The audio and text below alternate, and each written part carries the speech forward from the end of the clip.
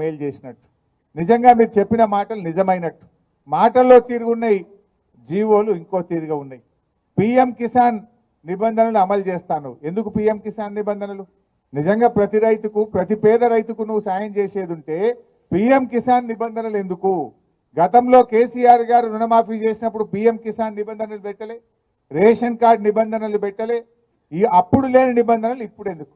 అంటే నువ్వు మాటలు ఎక్కువ చెప్పినావు, ఇవాళ కోతలు పెట్టే కార్యక్రమం చేస్తున్నావు. ఇవాళ రైతులకు మోసం చేస్తూ ఉన్నారు. ఆ రోజు ఏం చెప్పిండ్రు? వడ్లకు బోనస్ అన్నాడు. కాగితం జీవో వచ్చే వరకు సన్నాలకే బోనస్ అంటుండు. అంటే రూపాయిలో 10 పైసలే సన్నాలు ఉంటాయి, 90 పైసలు దొడ్డు రకం వడ్లే ఉంటాయి. అంటే 90% రైతులకు నువ్వు బోనస్ ఎగ్గొట్టినావు. ఇవాళ రుణమాఫీలో కూడా పిఎం కిసాన్ నిబంధనలు పెట్టి, రేషన్ కార్డు నిబంధనలు పెట్టి సగం మంది రైతులను ఎగ్గొట్టేటువంటి ప్రయత్నం చేస్తూ ఉన్నావు.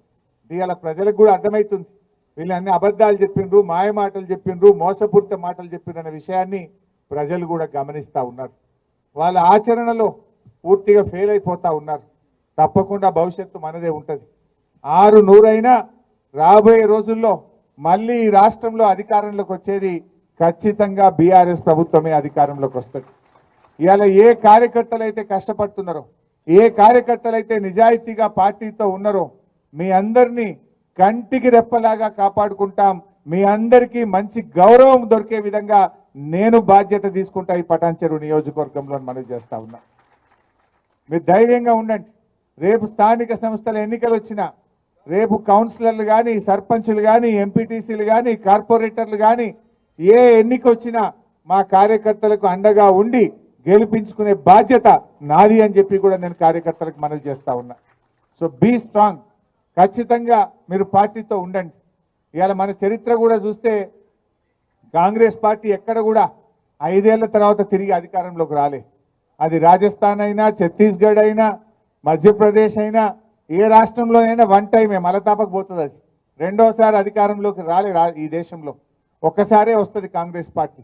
అందువల్ల ఈ టర్మ్ కాగానే మళ్ళీ వచ్చేది ఖచ్చితంగా బీఆర్ఎస్ గవర్నమెంటే.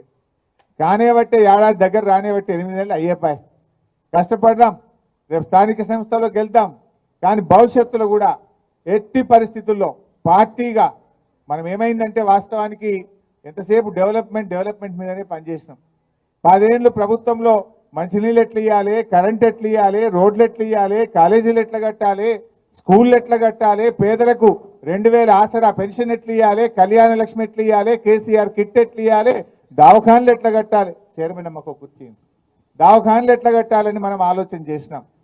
కానీ కొన్ని చిన్న పొరపాట్లు జరిగినాయి.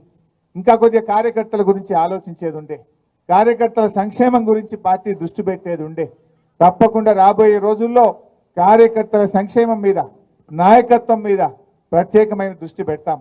ఈ కష్టమైన క్లిష్టమైన సమయంలో పార్టీకి అండగా నిలబడ్డ కార్యకర్తల్ని తప్పకుండా మిమ్మల్ని పువ్వుల్లో పెట్టి కాపాడుకుంటాం.